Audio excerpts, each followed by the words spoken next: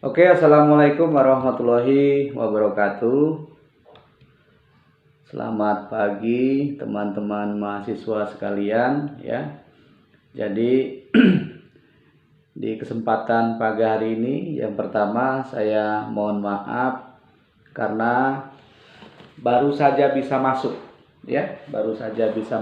di mata kuliah cybercrime ini karena memang banyak kegiatan ya, ada banyak aktivitas kegiatan di luar, sehingga memang untuk kesempatan mata kuliah cybercrime ini adalah pertemuan yang pertama ya.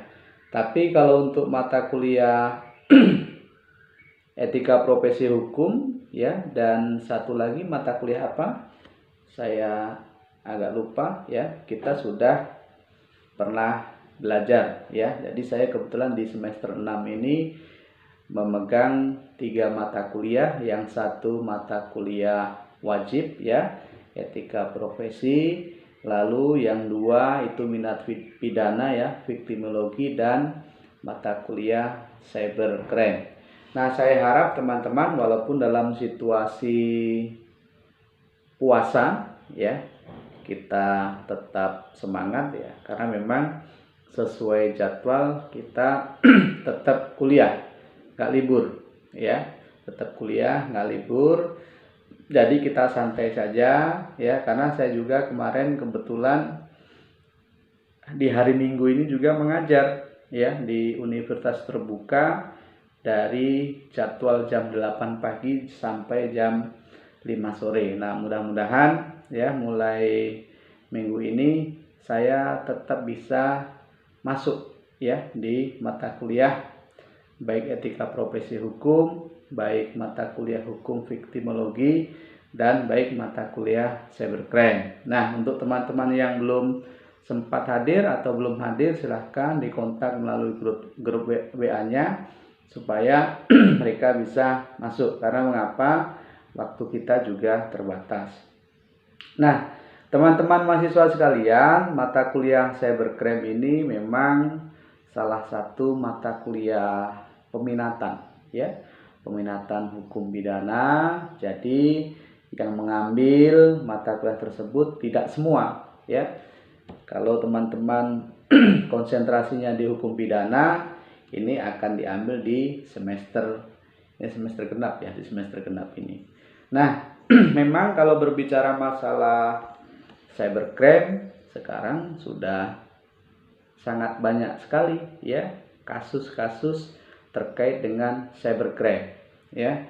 Jadi kita, produk hukum kita tidak boleh ketinggalan ya. Ketika ada kejahatan tentunya harus ada payung undang-undang ya. Payung undang-undang ini untuk apa? Untuk penegakan hukum.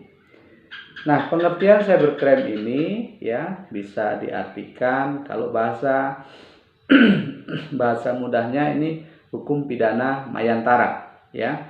Jadi cybercrime ini adalah kejahatan dengan menggunakan teknologi informasi ya, khususnya komputer. Dengan demikian ya, para pelaku kejahatan ini tentunya adalah orang-orang yang ahli dalam dunia IT ya. Kalau saya sepertinya kalau disuruh menjadi pelaku kejahatan cybercrime nggak bisa ya. Karena apa? Karena permasalahan IT saya kurang paham. Nah ya, jadi memang dititik beratkan yang namanya kejahatan cybercrime ini adalah menggunakan teknologi informasi ya, khususnya komputer ya. Dan pendaftaran nama domain ya melalui internet bisa ya, melalui kredit card bisa ya, serta ATM ya, telah sampai pada tahap yang mencemaskan.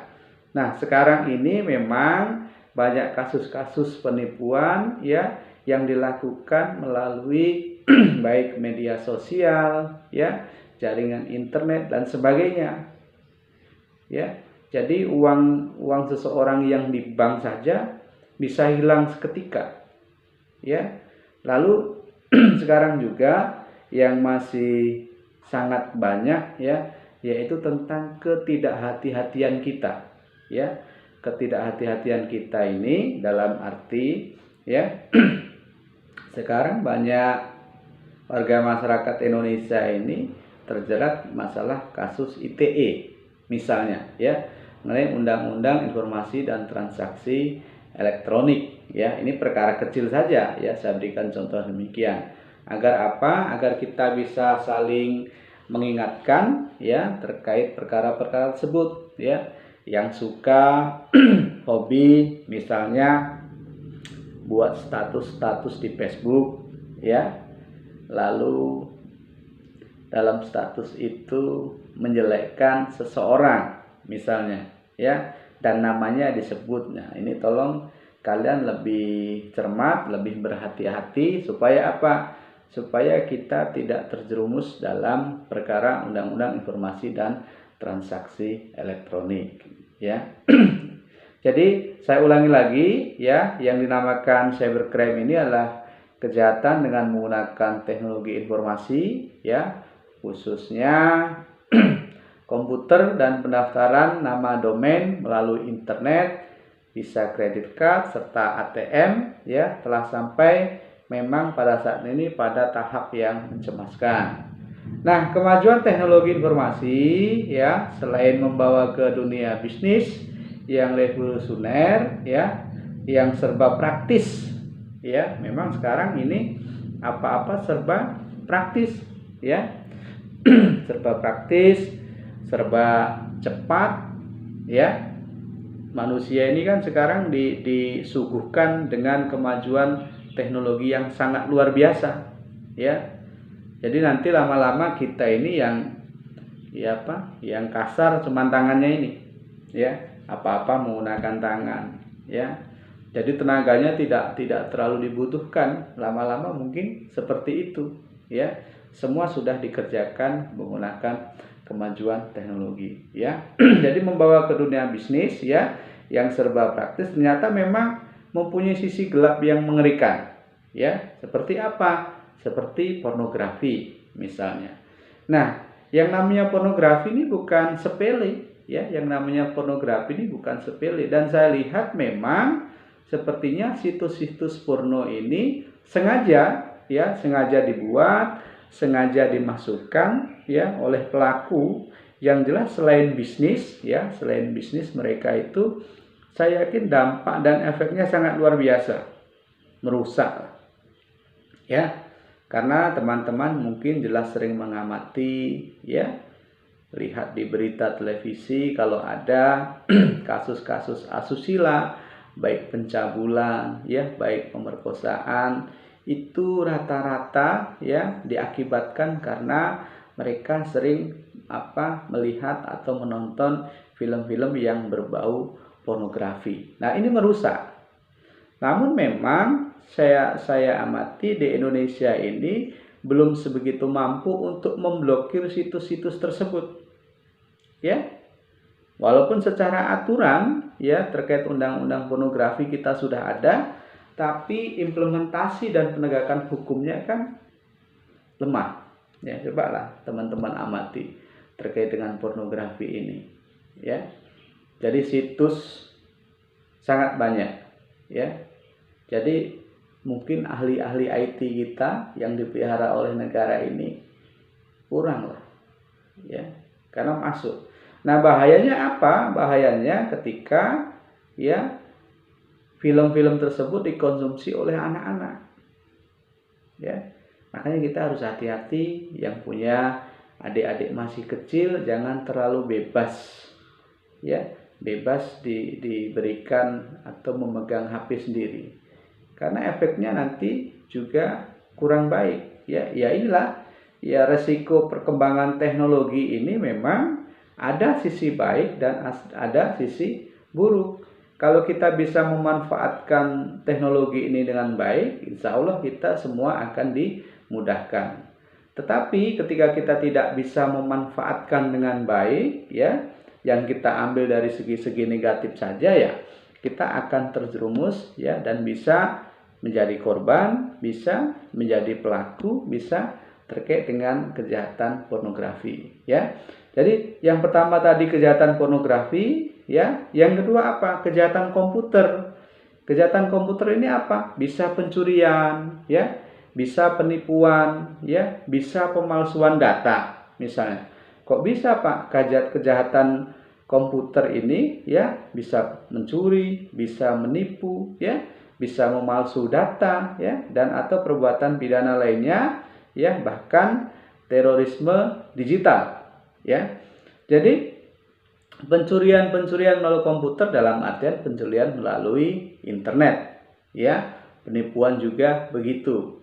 Kan banyak ini sekarang, ya, saya ini hampir setiap hari, ya, dapat duit ratusan juta, ya, melalui SMS yang sering.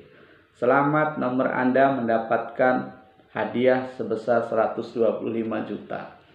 Nah, dapat hadiah kok tiap hari, ya. Tetapi kita ini kan sudah paham lah, ya, itu adalah motif atau modus pelaku kejahatan untuk menipu seseorang. Ya, ketika orang yang tidak paham dan tidak pernah mengerti hal-hal seperti itu, saya yakin senang dia, ya, dapat SMS dari orang tidak dikenal menyampaikan bahwa dapat undian 125 juta. Selamat, nomor Anda, ya, memenangkan hadiah uang sebesar 125 juta. Misalnya begitu. Nah, karena apa? Ini sering terjadi, ya, sering terjadi dan banyak korban. Saya contohkan di desa saya sajalah, ya, nggak jauh-jauh. Tetapi bukan melalui komputer pada waktu itu. Cuman jenis kejahatannya hampir sama. Pada waktu itu, ya, ada seorang ibu-ibu menemukan bungkus kopi saset, ya, bungkus kopi saset, dan di situ berhadiah mobil kalau tidak salah. Nah, capnya sudah macam-macam, capnya sudah Kapolri, Jaksa Agung, ya, Mahkamah Agung, KPK, dan tetek bengek lah, semua pejabat-pejabat yang terkait dengan penegak hukum ini ada semua di situ, di dalam kopi saset. Nah, di situ rupanya, ya, mendapatkan hadiah mobil, ya, mendapatkan hadiah mobil. Namanya orang awam, ya, dia tidak paham, dia tidak ngobrol dengan orang yang lebih tahu, memang dia tidak tanya, terlalu girang ingin mendapatkan hadiah sebuah mobil ini tadi, dituruti, ya. Jadi dia telepon nomor yang tertera, ya, yang tertera di di kopi saset itu, di bungkusnya, ditelepon, lalu dikasih petunjuk, ya, mendapatkan mobil baru. Saya kalau mobilnya mobil apa saya nggak tahu, mendapatkan mobil baru, ya, mobil baru, tapi dengan syarat harus melengkapi administrasi, kalau tidak salah 30 atau 40 juta. Nah, dituruti itu, ya, dituruti, dia transfer uang sejumlah yang diminta, ya, oleh nomor yang dihubungi itu. Nah, sudah, rupanya sebelum dia tahu bahwa itu penipuan, dia sudah cerita dengan masyarakat. Kata dia akan ada kejutan. Nah, tetangga lingkungannya tanya, apa kejutannya? Nanti tahu sendiri. Dia cuman begitu terus. Nah, rupanya setelah transfer uang yang diminta itu tadi untuk syarat administrasi penebusan hadiah, komunikasi terus, ya, komunikasi dengan orang yang mengaku akan memberikan hadiah mobil. Sampai mana? Sampai Bakahuni, katanya. Sudah. Beberapa jam kemudian ditelepon, sampai mana? Sampai Bandar Lampung, ya. Beberapa jam kemudian ditelepon, sampai mana? Ya, sampai Bandar Jaya, mobilnya rusak. Katanya entah dengan alasan saya kurang seberapa detail, intinya seperti itu. Nah, setelah itu terakhir bilang sampai Bandar Jaya, komunikasinya sudah terputus, sudah tidak dapat dihubungi lagi, ya, sudah tidak dapat dihubungi lagi. Dan alhasil apa? Uang sekitar 30 atau 80 juta ini hilang, sia-sia. Nah, ya, jadi kita harus jeli. Sekarang banyak kejahatan-kejahatan seperti itu. Dan untuk melacaknya mungkin, ya, kalau tidak menggunakan teknologi yang canggih, saya rasa susah, ya. Jadi ya namanya orang di kampung itu sudah lama itu. Mungkin sekitar tahun 2013, 2014 sudah lama. Ya, itu sudah terjadi. Ya, di kampung-kampung sudah ada orang yang menjadi korban. Ya, jadi hilang, tidak ada pertanggungjawaban dan dia juga tidak bisa berbuat apa-apa.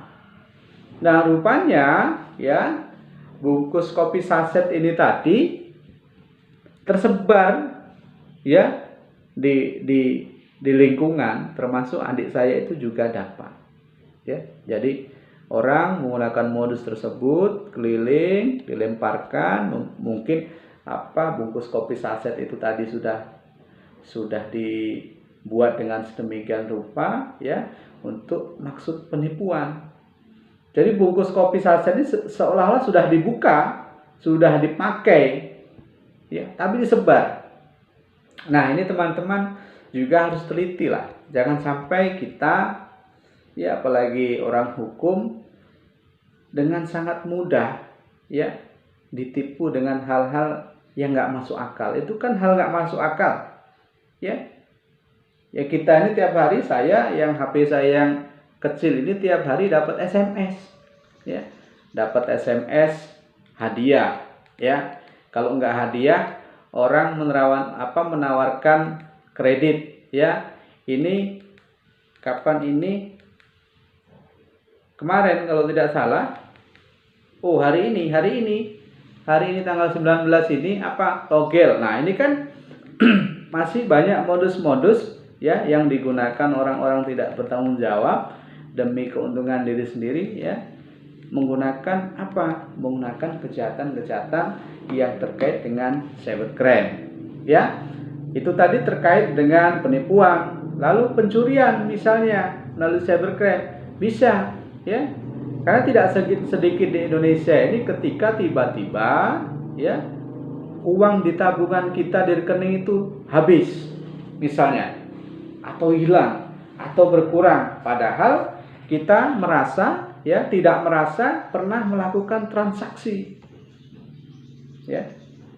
Kalau di rumah mah orang pasti asumsinya dicuri tuyul ini kalau di rumah, tetapi kalau di bank ya tiba-tiba uangnya hilang kan kaget juga, kemana uang ini ya. Dan ada juga orang yang merasa tidak pernah melakukan transaksi tetapi ada bukti transaksi ya. Makanya hati-hati teman-teman yang sering menggunakan ATM ya. Makanya saya ini biasanya kalau transfer atau tarik di ATM, kalau ada orang di samping saya merasa nggak nyaman ya, merasa risih. Karena apa? Karena sudah banyak kejadian seperti itu ya. Walaupun orang itu belum tentu akan berbuat jahat terhadap kita ya, tetapi saya sudah tidak nyaman. Ini akibat apa?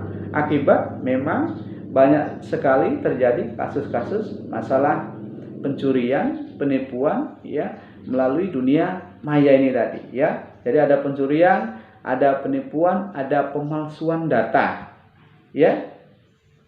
Jadi banyak pemalsuan data. Di kampus kita pernah terjadi. Jadi kalau kalian amati Pak Dr. Prima itu nggak punya Facebook, ya, nggak punya dia Facebook, nggak punya. Tetapi ya ada orang yang tidak bertanggung jawab menggunakan Facebook atas nama Prima Angkupi dan fotonya pun beliau, ya. Beberapa orang termasuk ada teman di dosen Fakultas Teknik ini ya dimintai pinjaman uang pada waktu itu. Lalu dia WA saya, apakah benar ya Pak Prima ini, maksud Pak Prima pinjam duit, kan nggak mungkin ya. Nah, lalu saya konfirmasi dengan beliau, Pak Prima menyampaikan saya nggak punya akun Facebook ya.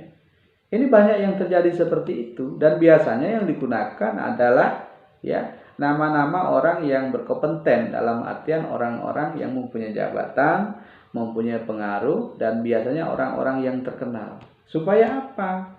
Ya, supaya memang orang ini mempercayai, wah masuk Pak Prima bohong misalnya, masuk si A bohong, dia ini kan orang baik, pejabat dan segala macam, ya. Jadi ini kita harus teliti. Saya sering, ya, kalau hanya sekedar penipuan, ya, ditelepon berkali-kali, ya, sering, ya. Lalu dan perbuatan atau ya perbuatan pidana lainnya, bahkan terorisme digital. Nah, nanti kita akan pelajari apa itu terorisme digital, ya, perang informasi, ya, masalah lingkungan, sampah juga, ya, dan hacker. Ini memang yang ngeri ini adalah hacker-hacker itu. Nah, karena memang seringkali sebuah sistem jaringan ini berbasis internet memiliki kelemahan, ya. Makanya itu kadang akun Facebook kita bisa dihack orang, ya.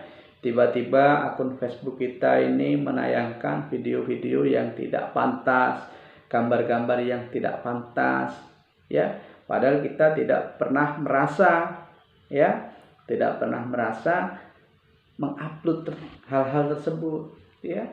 Jangankan Facebook, ya, WhatsApp saja bisa di hacker orang, ya, atau dibajak orang, ya. Jadi saya ulangi, karena seringkali sebuah sistem jaringan berbasis internet ini memiliki kelemahan, ya. Kelemahannya apa? Ini kalau bahasanya lubang keamanan atau hole, ya. Jadi ketika terdapat celah, ya, di sistem internet kita, ya, atau akun kita misalnya, ya, itu tidak ditutup. Ini kalau bahasanya ketika terdapat celah lubang tidak ditutup, atau mungkin pengamanannya itu kurang baik, jadi pencuri bisa masuk, ya, dari celah-celah tersebut, ya. Jadi pemahaman mengenai cybercrime ini terdapat beragam pandangan, tetapi intinya itu tadi, ya. Namun kalau dilihat dari asal kata, ya, cybercrime itu terdiri dari dua kata, yaitu cyber dan crime, ya. Jadi teman-teman untuk absen silahkan bisa diketik di Zoom-nya itu, dan saya juga minta kalian kalau punya HP di screenshot saja. Jadi kelihatan kehadiran kalian, screenshot, nanti dikirim lewat grup WA, dikasih nama, ya. Jadi syarat memang semua ada videonya, ya. Jadi untuk daftar kehadiran, selain menulis di itu tadi di Zoom ini, saya harap juga kalian screenshot. Nah, nanti kelihatan, oh memang hadir, ya, nanti nama dan NPM, supaya apa? Supaya saya, ya, dalam memberikan penilaian nggak salah, ya. Nanti kasihan kalian yang rajin masuk, nilainya sama dengan teman-teman yang nggak pernah masuk, apalagi yang kalau sudah masuk fotonya nggak ada, entah saya mungkin ditinggal tidur, ya, atau ditinggal ngapa, saya juga nggak tahu, ya. Saya lanjutkan, ya. Kita masih ada waktu 10 menit lagi, ya. Sampai sini ada yang ditanyakan? Silahkan sebagai pengantar. Saya berikan waktu kita tinggal 10 menit lagi.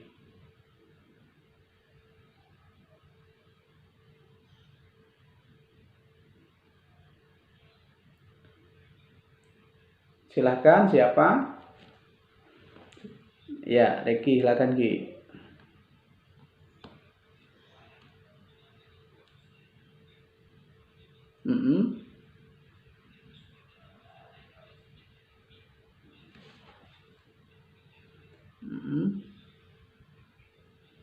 Oke. Baiklah, pertanyaan yang bagus sekali. Jadi kesulitan atau hambatan apa saja, ya, yang dihadapi oleh para penegak hukum, ya, dalam menangani kasus atau permasalahan cybercrime ini. Yang jelas begini, yang namanya pengacara itu, ya, ketika dia ingin membantu menyelesaikan masalah ya, perkara cybercrime ini juga tidak bisa bertindak sendiri. Dalam artian ya, seorang pengacara atau advokat ini juga harus minta bantuan ahli, ya, ahli cyber untuk apa? Untuk menggali ya informasi terkait dengan pembuktian. Sama seperti polisi, ya.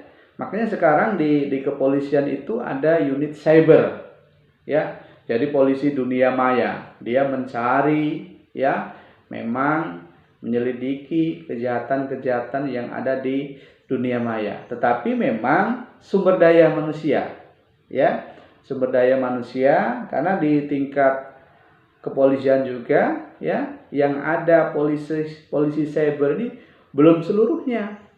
Saya lihat kalau di Polres itu belum ada ya. Makanya mungkin perlu ditambah sumber daya manusia yang lebih banyak lagi, yang jelas untuk menanggulangi permasalahan ini ya.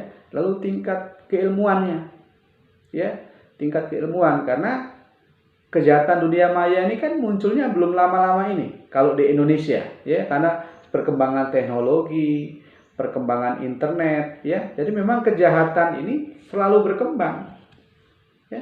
Kalau dulu nggak ada namanya kejahatan melalui penipuan-penipuan seperti yang saya sampaikan tadi. Karena apa? Karena memang pada waktu yang lampau yang namanya internet mungkin di Indonesia belum ada, atau yang menggunakan hanya orang-orang tertentu. Walaupun mungkin di dunia yang sudah maju mereka sudah menikmati. Nah, yang sekarang saja terkait dengan jaringan ya, terkadang teman-teman yang ada di kampung sama seperti saya ya, biasanya sinyalnya susah ya. Jadi itu tadi Reki, hambatan para penegak hukum yang jelas pertama adalah sumber daya manusia. Mereka tidak bisa ya bekerja sendiri. Pengacara misalnya ya, pengacara juga dia harus harus menghadirkan ahli ya untuk membantu, sama penyidik ya, kepolisian, jaksa penuntut umum juga. Ketika permasalahan terkait dengan cybercrime ini ya, dia tetap akan menggunakan seorang ahli ya. Itu ya. Ada yang lain? Silahkan.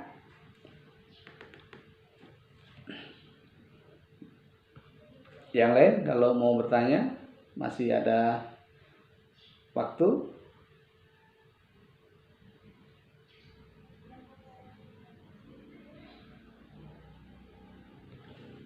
Ada?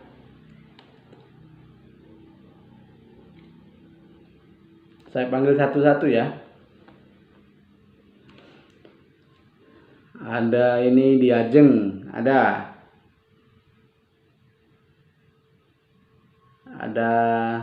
Reki ya. Ada Riva Melina. Ada Rega Bagas Satria. Ada Erwin Yusuf. Erwin, kamu udah mandi belum, Win? Kok kelihatan lemas? Ada Renaldi Setio. Oke. Ada Isma Unit. Oke. Ada Eka Juliana. Ada Billy. Ada Dian Ramadhani ya. Ada Siska Putri.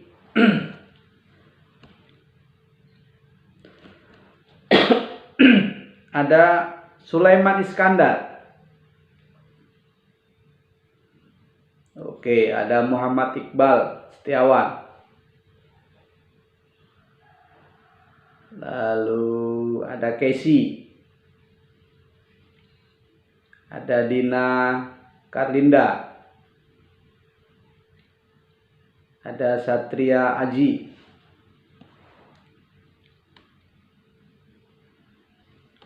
ada Siti Nur Alfia, ada siapa lagi? Rega Bagas ini udah saya panggil belum? Udah. Ada Casey Fitriani. Mana nggak ada videonya? Iya ya. Ada siapa lagi nih? Sulaiman Iskandar sudah. Ada Putri Belkis. Ada Adu Wahyu. Nah, tidur Adu ini.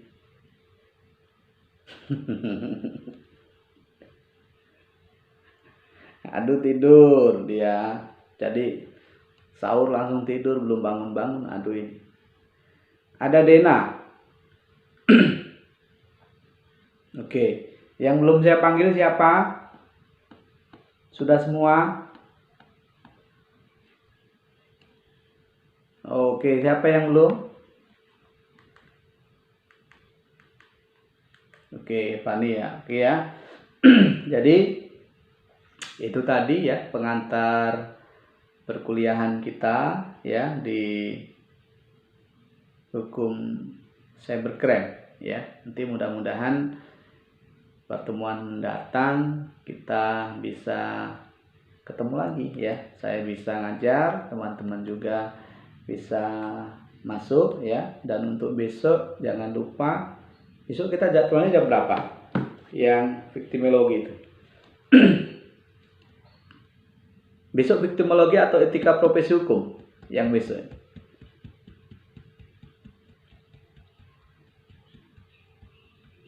Victimologi, oke ya. Nanti silahkan ya buat link web ya Zoom meetingnya sama seperti ini, nanti kita masuk, mudah-mudahan nggak ada halangan ya. Kalau temennya yang belum sempat hadir tolong disampaikan bahwa saya juga masuk ya, itu ya. Jadi jangan lupa screenshot fotonya dikirim di grup WA sebagai bukti bahwa teman-teman menghadiri perkuliahan saya ya. Mungkin cukup itu saja pertemuan pagi hari ini. Saya akhiri. Wassalamualaikum warahmatullahi wabarakatuh.